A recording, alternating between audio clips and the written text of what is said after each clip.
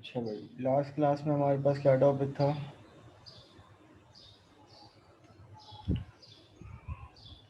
Any idea about it?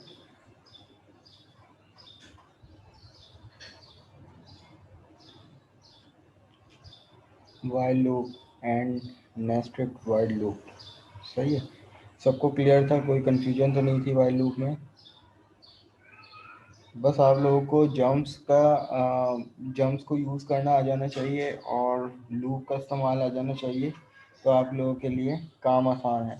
आगे जाके जो है बस है एरे में थोड़ी बहुत चीज़ें आएंगी कि एरे को के हर एलिमेंट को पॉइंट करने के लिए कौन सा पॉइंटर रजिस्टर यूज़ होता है, ठीक है, वो भी देख लेंगे आज।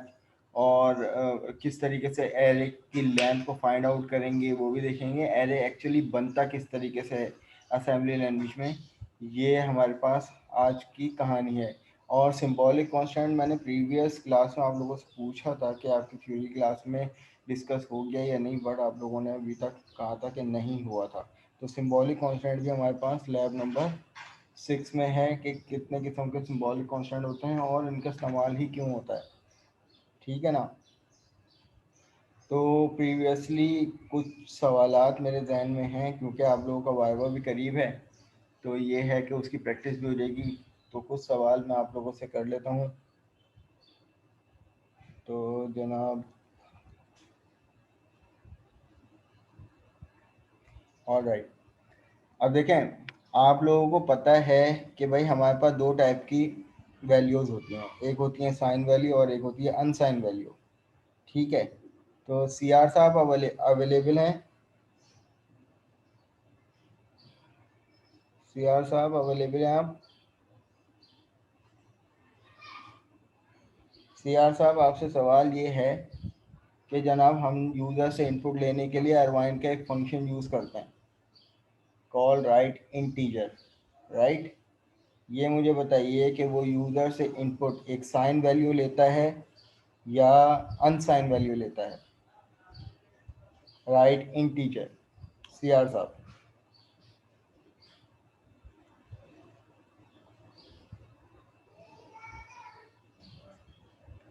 सी आर साहब का कहना है कि वो एक अनसाइन वैल्यू लेता है, आई गेस, ठीक है भाई जी।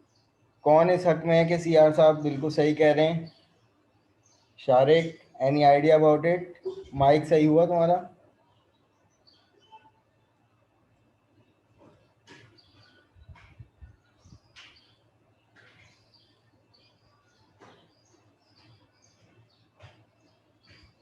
जी,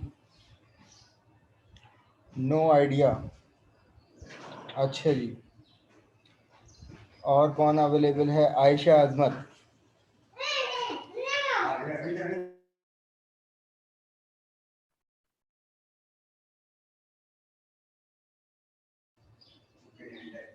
जी आयशा, साइन लेता है सर, सॉरी साइन इंटीजर, कैसे पता मुझे, इसकी दलील पेश कीजिए।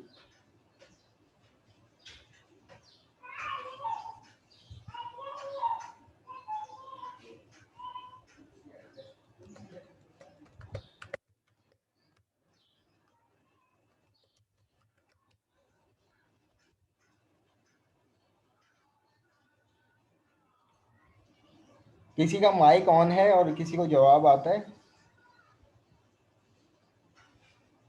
कि कॉल रीड सवाल क्या है? इंटीजर। सवाल ये है कि हमें हमारे पास अरवाइन का एक फंक्शन है कॉल्ड रीड इंटीजर, जो कि यूज़र से इनपुट लेने के लिए हम इस्तेमाल करते थे और किया भी था।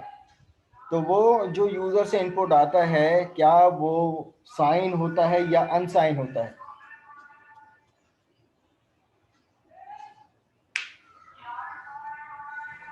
जनाब,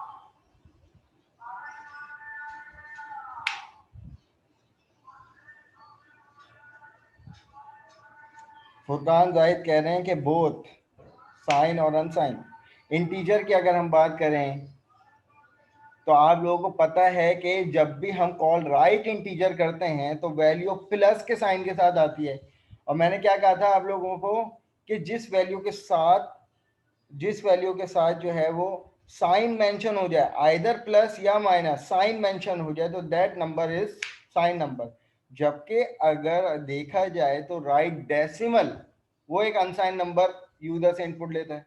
वो इसलिए क्योंकि उस नंबर पे कोई साइन नहीं होता, और कॉल राइट डेसिमल करते हैं तो जवाब में कोई साइन नहीं आता।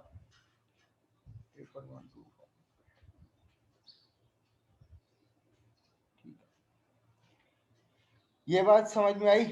ये छोटा सा पॉइंट था, बहुत आसान सा था, कि जो वाइवा की सूरत में आप लोगों से पूछा जा सकता है। इसमें कंफ्यूज मत होना चीज़ों में, ठीक है? अच्छा भाई, तो स्टार्ट करते हैं। हमारे पास है सबसे पहले duplicate operator and arrays and assembly language. जनाब, डुप्लीकेट ऑपरेटर से आने से पहले अगर हम यहाँ पर बात करें कि अगर हमें असेंबली लैंग्वेज में एक एरे क्रिएट करना है, असेंबली लैंग्वेज में एक एरे क्रिएट करना है, तो एरे बिल्कुल उसी तरीके से क्रिएट होता है जैसे वेरिएबल। अगर आप लोग सी शार्प की अगर बात करें तो बस सिर्फ उसमें ये वाले ब्रैकेट आ जाते थे, बाकी उसी तरीके से आप आइडेंटिफायर बनाते थे जैसे नॉर्मल वेरिएबल बनता था। इसी तरीके से फॉर एग्जांपल एक वेरिएबल अगर हम ले लें तो ये एक आइडेंटिफायर कहलाता है, ठीक है ना? अब आप एरे बनाना चाह रहे हो आइदर, अच्छा जी स्टूडेंट 2 मिनट दीजिएगा, 1113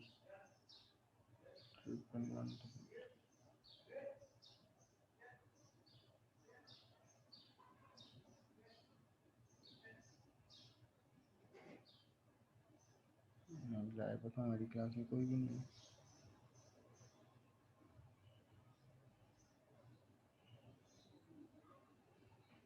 जावेद अहमद,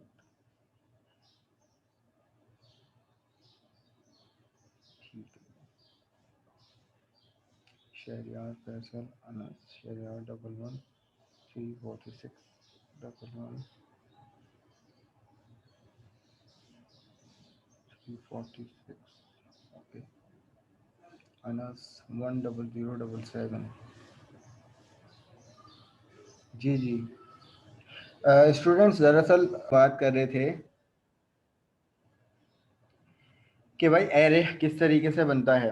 अब ये वेरिएबल हमने बना दिया, अब आप चाह रहे हो कि भाई एरे किसी भी टाइप का बनाओ, बाइट का बनाओ, या आप वर्ड का बनाओ, या आप डी वर्ड का बनाओ, इट्स अप टू यू, ये आपके रिक्वायरमेंट पर है। लेकिन एरे जो बनता है वो बेसिकली किस तरीके से बनता है कि अगर मैं यहाँ पर डी वर्ड की बात करूँ तो अगर हम यहाँ पर सिर्फ ये वाला काम कर दें, सही है, मैंने यहाँ पे लिया एरे एक और, तो अब इस लाइन का मुझे मतलब कोई बताएगा इस लाइन का क्या मतलब है? इस लाइन का सीधा सा मतलब ये है कि आपने एक वेरिएबल लिया और उसमें 1 वैल्यू असाइन कर दी, लेकिन स्टूडेंट्स मैं कॉमा लगा के 2, 3, 4, 5, अब ये बन गया एक एरे। किस टाइप का? डी वर्ड टाइप का, और उसके अंदर नंबर ऑफ एलिमेंट कितने आ गए? 1 2 3 4 5, ये 5 एलिमेंट जो है वो मेरे पास आ गए, ये कहलाता है एरे। अब आप इसकी टाइप रख दो आइदर बाइट, आप इसकी टाइप रख दो आइदर वर्ड, ये आप पर है। लेकिन नॉर्मली एरे हमारे पास इस तरीके से जनरेट होता है। अब यहाँ पर इन्होंने पहला ऑपरेटर का जिक्र किया है, duplicate operator. Use duplicate operator to allocate create the space for an array और string. The duplicate operator allocate the storage for multiple data item using the constant expression as a counter. It is particularly used when allocating the space for the string or array and can use to initialize or uninitialize data. अब देखो student, यहाँ पर example इन्होंने दी हुई है कि एक यहाँ पर इन्होंने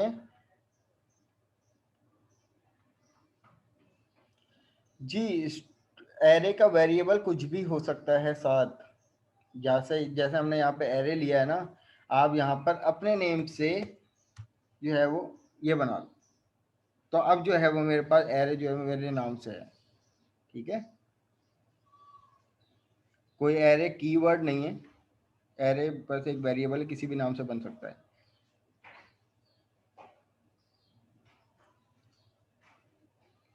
क्या आइडेंटिफाई करना है? आइडेंटिफाई आप टाइप से करोगे ना, कि भाई एरे की टाइप क्या है, वर्ड है या बाइट है, ठीक है ना, ये साइज पे, साइज से आइडेंटिफाई करोगे ना। अब इसको इम्प्लीमेंट करने के लिए रजिस्टर कौन से यूज होंगे, लेंथ किस तरीके से फाइंड आउट होगी, कौन सा सिंबॉलिक कॉन्स्टेंट इस्तेमाल होगा, यह भी स्टेप बाय स्टेप आएंगे। अभी तो सिर्फ ये बनाना सीख रहे हैं कि भाई एरे एक तरीके से इस तरीके से बनता है, लेकिन अब यहाँ पर इन्होंने एरे को बनाने के लिए एक और ऑपरेटर हमें बता रहे हैं कि डुप्लीकेट ऑपरेटर है। अब यहाँ पे एग्जाम्पल अगर देखा जाए तो यहाँ पर हमारे पास एक वेरिएबल है जिसकी टाइप है बाइट, और बाइट के बाद दिया हुआ 20 डुप्लीकेट और 0, और इसके बारे में कह रहे हैं कि इसने 20 बाइट को 0 के इक्वल कर दिया, यानी एक वेरिएबल होगा जिसमें आप 20 बाइट की 0 से तमाम वैल्यू क्या कर दी आपने, 0 से इनिशियलाइज कर दी। इसी तरीके से दूसरी एग्जांपल में इन्होंने कहा है कि भाई एक बाइट टाइप का आपने कोई वेरिएबल लिया है जिसमें 20 डुप्लीकेट का मतलब ये है कि 20 बाइट, और क्वेश्चन मार्क का मतलब ये है कि जैसे नॉर्मली अगर हम कोई वर्ड कोई वेरिएबल डिक्लेयर करते थे तो इस वेरिएबल को कहते थे अनइनिशियलाइज वेरिएबल, यानी एक वेरिएबल डिक्लेयर कर दिया, उसमें हम कोई रन टाइम पे या फिर आगे जाके कोई वैल्यू यूजर से चाहे इनपुट ले रहे होंगे, ठीक है ना। तो इसी तरीके से इसने यहाँ पर कहा है कि 20 बाइट इसने अनइनिशियलाइज कर दी। अब तीसरी एग्जांपल यहाँ पर आप देखो कि बाइट लिया है और उसके बाद लिखा है 4 डुप्लीकेट, और डुप्लीकेट के पैरेंथेसिस में एक स्ट्रिंग पास करवा दिया। तो अब इस स्टैक को अगर आप नोटिस करो तो स्टैक कितनी दफा प्रिंट हुआ है, यानी इधर कहानी आई है, इसने इस स्टैक को 4 बाइट क्या कर दिया, 4 टाइम इसने प्रिंट करवा दिया। तो हमारे पास जो स्ट्रिंग बनेगा वो जनाब ये बनेगा। अब एरे ऑफ वर्ड की बात की गई है जो हमने अभी बनाया, ठीक है ना, इस तरीके से जैसे कि 1, 2, 3, 4 एंड सो फोर्थ। तो हमारे पास कोई भी एरे अगर वर्ड का बनेगा तो वो किस तरीके से बनेगा, ये एक और तरीकेकार है एरे को बनाने का, ये भी एरे को बनाने के तरीकेकार हैं, नॉर्मली हम इनको यूजर से इनपुट लेने के लिए इस्तेमाल कर रहे होते हैं। अब इसी तरीके से डिफाइनिंग वर्ड और एस डी वर्ड, सिर्फ साइन और अनसाइन का फर्क आ जाता है कि अगर हम बात करते हैं अनसाइन की तो यहाँ पर देखें कि ये हमारे पास, अब मुझे बताइए कि क्या ये एरे है, यह एक सिंपल एक वैल्यू है जो कि एक वेरिएबल में पास की गई है, यहाँ नोटिस कीजिए वैल्यू पास की हुई है, ठीक है ना। अब ये कोई एरे नहीं है, ये एक ओवरऑल पूरी एक हेक्सा की वैल्यू है, एच से रिप्रेजेंट किया ना, एच, एच को क्या कहते हैं, रेडिक्स, और इसका मतलब ये है कि डी वर्ड का मतलब ये है कि एक अनसाइन वैल्यू है, इसी तरीके से एस डी वर्ड का मतलब ये है कि एक साइन वैल्यू है। अब एरे ऑफ डबल वर्ड का क्या मतलब है कि डी वर्ड का एक एरे। अब यहाँ पे देखें दोबारा से इन्होंने कहा हुआ है कि भाई Shahryar Faisal 11346 create an array of double word by explicitly initializing each element और use duplicate। आपकी अपनी मर्जी के भाई explicitly initialize करें या फिर डुप्लीकेट ऑपरेटर यूज करें। Here is an array containing the specific अनसाइन value, और ये कंटेन करेगा एक अनसाइन वैल्यू। क्वाड वर्ड की अगर बात करें तो जनाब क्वाड वर्ड अभी हमारे पास काम का नहीं आ रहा क्योंकि 64 बिट प्रोग्रामिंग अभी नहीं कर रहे, ठीक है ना। अब यहाँ पर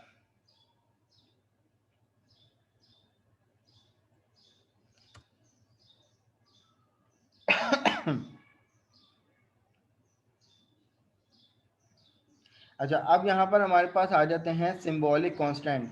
देखें सिंबॉलिक कांस्टेंट का मतलब क्या है, कांस्टेंट क्या होते हैं, अगर हम सी शार्प लैंग्वेज के पर्सपेक्टिव से बात करें, ये नॉर्मली अगर छोड़ो कोई भी लैंग्वेज, कांस्टेंट से आप लोगों को क्या समझ में आता है, कांस्टेंट क्या होते हैं? सर कोई भी न्यूमेरिक वैल्यू जो है विदाउट यानी जिनकी वैल्यू फिक्स होती है।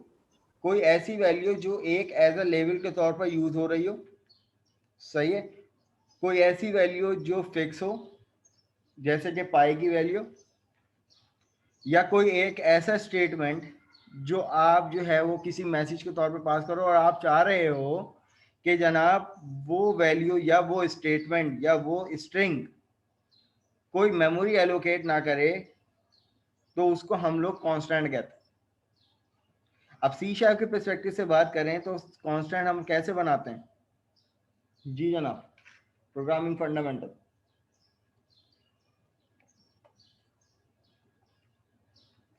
वेरिएबल के साथ कॉन्स का कीवर्ड आता है ना, तो वो क्या करता है, वो एक कांस्टेंट वैल्यू कर देता है कि आगे जाके आप उसको चेंज नहीं कर सकते। अब जनाब यहाँ पर सिंबॉलिक कांस्टेंट के बारे में बात की गई है। Associate and identify a symbol with N integer expression और सम टेक्स्ट, कि आप कुछ कांस्टेंट बनाते हो, चाहे वो आपकी कोई इंटीजर वैल्यू हो, इंटीजर एक्सप्रेशन हो, या आपका कोई टेक्स्ट ही क्यों ना हो। Symbol do not reserve the storage, और जनाब वो स्टोरेज रिजर्व नहीं करते। तो इससे ये बात हमें समझ में आई कि अगर फॉर एग्जांपल अगर हम कोई भी एड्रेसिंग मोड की बात करें, इमीडिएट एड्रेसिंग मोड की बात करें लाइक मूव, तो क्या डेस्टिनेशन सिंबॉलिक कांस्टेंट बन सकता है या नहीं? वाई? रीजन क्यों नहीं बन सकता?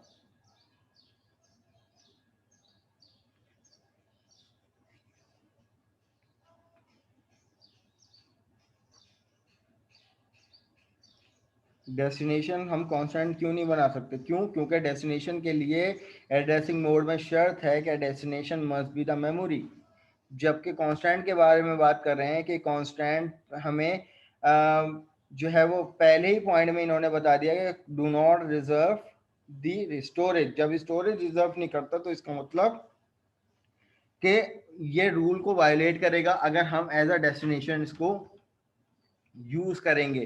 Can not change at run time, run time पे चेंज नहीं हो सकता। They are use only by assembler when scanning the program, ये एक ऐसी वैल्यू होती है जो कि असेंबलर इसको जब स्कैन करता है, इसकी कोई मेमोरी क्रिएट नहीं होती, रिजर्व नहीं होती।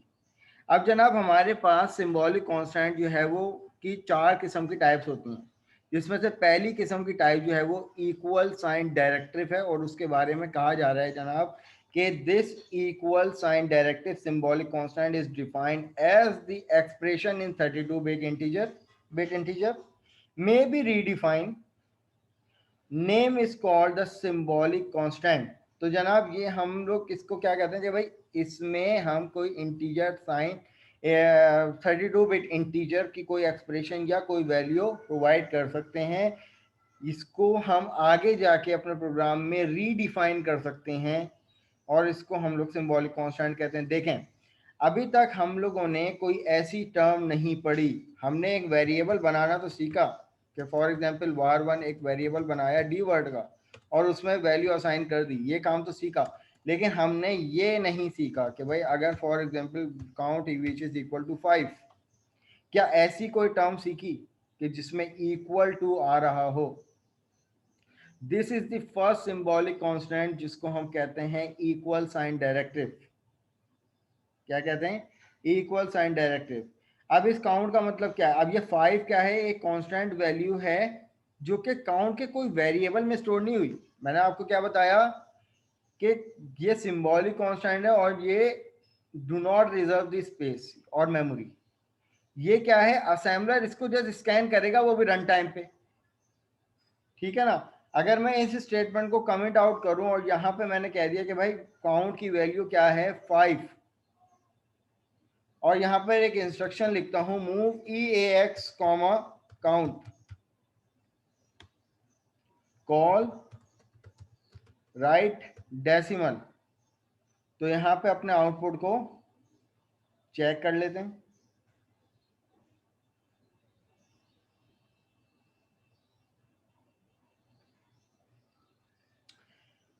क्या आउटपुट आ रहा है 5।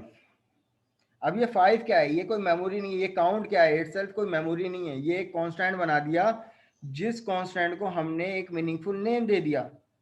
अब फॉर एग्जांपल पाई की वैल्यू है, कुछ लोग अपने प्रोग्राम में पाई की वैल्यू 3.14 करके 1/4 यानी 2 डेसिमल प्लेसेस तक यूज करते हैं। कुछ लोग कहते हैं कि नहीं भाई हमें 4 डेसिमल प्लेसेस यूज करने हैं। तो आप क्या करो कि भाई उसको आपको मल्टीपल टाइम जो है वो करना पड़ता है, चेंज करना पड़ता है। आप सिंपल क्या करो कि उस वेरिएबल यानी उस वैल्यू को एक नाम दे दो, XYZ या कुछ भी। तो ये काउंट बेसिकली क्या बन गया, एक कांस्टेंट बन गया जिसमें आपने कोई ना कोई एक कांस्टेंट वैल्यू पास करवा दी। अब इस काउंट ने कोई मेमोरी एलोकेट नहीं करी, कोई मेमोरी रिजर्व नहीं करी। हम ये वाला काम ऐसे नहीं कर सकते कि फॉर एग्जांपल मैं इसको यहाँ पे ले आऊँ और रिप्लेस कर दूं। तो ये एड्रेसिंग मोड का रूल वायोलेट हो जाएगा। Immediate operand not allowed. तो इमीडिएट का क्या मतलब होता है जनाब, कांस्टेंट वैल्यू जहां पे भी आ जाए। सही है। अब इसी तरीके से आप ये वाली स्टेटमेंट जो है वो आप चाहो तो यहां पर भी लिख सकते हो। सही है। आप इसको वापस पहले तो आप इसको इस तरीके से लिखो और यहां से उठाकर आप इधर प्रोवाइड कर दो। अच्छा जी, मोहम्मद उमैस 10493 10493, ठीक है। तो अब यहाँ पर चेक कर लेते हैं, कोई एतराज नहीं है। तो कांस्टेंट आप कहीं भी बना सकते हो, इसकी कोई शर्त नहीं है, बट वेरिएबल्स वगैरह के लिए शर्त है, एरे वगैरह के लिए शर्त है। ठीक है ना, यहाँ तक के मामला क्लियर है। तो ये पहला सिंबॉलिक कांस्टेंट है। अब इसी तरीके से आप यहाँ पे कोई एक्सप्रेशन भी दे सकते हो कि 5 मल्टीप्लाई बाय 5। अब मुझे बताइए कि यहाँ पर EAX में क्या वैल्यू एक्सपेक्ट कर रहे हैं आप लोग। तो यहाँ पे इसको चला के देख लेते हैं। अब ये 5 मल्टीप्लाई बाय 5 जनाब क्या है, एक